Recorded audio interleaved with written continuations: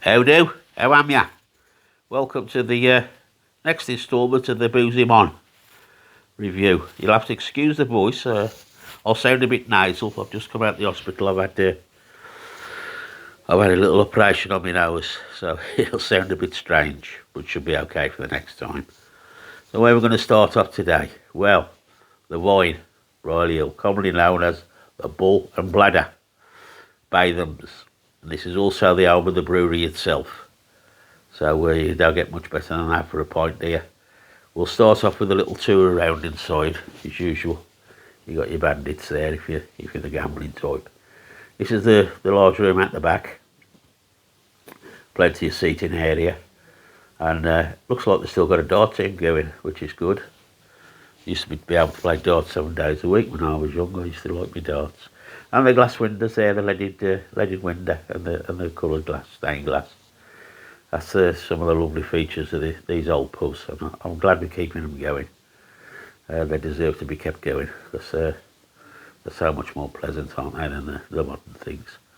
So there you go. There's the little bar out the back. Bitter and mild. Your beers for order.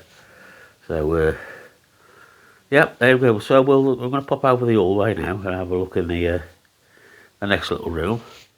And this surprised me a bit. It's the Buff Lodge, and I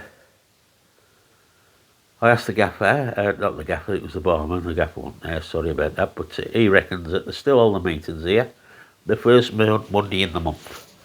But he's not 100% sure. So if you are planning on anything like that, you better check out first. I'm a buff. My mother lodge is in Kent, so I used to enjoy the night. It is a good night out, and they do loads for charity. It's a shame they're not as popular as they once was.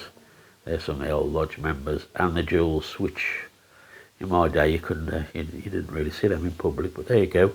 Perhaps times have changed as they do, and I'm a bit behind the times. So we'll check out the bar. Again, a nice little window feature, and we've got some pictures on the wall of the brewery and some of the employees. And I would have a guess, and not 100%, but that's probably the original landlady and landlord there behind the bar. And your food, you're all right here for your cobs and your pork pies. Well, I say cobs, but they're more like mini bloomers, eh? They reckon that's I don't want one of them between the two of you. The cheese is like doorsteps. So we've got the bitter and the mild. And there you go, there's all your selection of spirits. So I plumped for the mild this time. I thought I'd give it a go, because I wouldn't be disappointed, and I wasn't.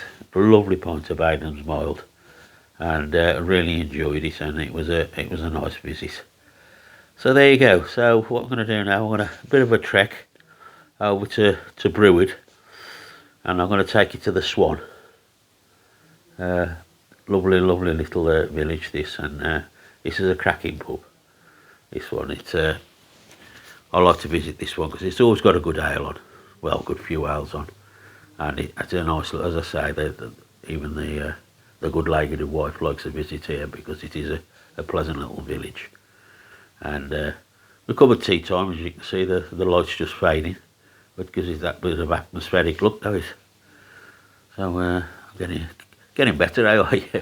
So anyway, we'll pop inside, but just before we do, I was asked to mention that the family are running it themselves again now, Scott and Jan Good. It's been in the family since 1981, but they had a landlord running it for a bit, but they took it over themselves, and they just wanted me to mention it's being refurbished, starting with the toilets. But there you go, 3 tons, HPA, Golden Glow, and this is the one I plumbed for this time. There's the Six Nations. I hadn't tried it before, so I thought I'd give it a go. They also had Stairway to Heaven there, looking AJ's. And here we go, is the standard cobs. Cheese and onion and beef and onion. So you can't go wrong there again either, can you? Nice little bar, look, plenty of character. Plenty of memorabilia hanging about. There's your fizzy drinks, your lagers, your cider. Bit of Guinness as well. And spirits and, any spirit you could want there, I think. So we'll have a little tour again around the pub. This is what I like to do, just to show you. Show how nice and quaint these places are. The thing is with this pub, it don't matter what time you come, it's always got a few people in here, so you've always got a nice little atmosphere to have a drink. And as it's standard this time of year, they draw you in with a nice open fire, which is toasty. So anyway, we'll go round to the lounge. This is where me and a good lady wife sat and had our drinks. And again, they're tidying it up a bit. They've reshuffled the pictures around the walls, trying to get a bit more sense of them. And as I say, they've got one or two plans. I mean, they're not going to change it that much, I don't think, because it don't need changing that much. It's always busy, and you always get the nice atmosphere. So I don't think they'll be doing that much to it. But there you go. That's the lounge. As I say, plenty of features in here as well. The Inglenut fireplace, and some memorabilia, and the shelves, etc. Now, as I said in here, I plugged for the Six Nations. It was well, there you go. Look, Boston Pint. Ate that. Look, no frog's eyes on the top, or just the job. But anyway, enough of that. Let's give it a go. I'll soon tell you.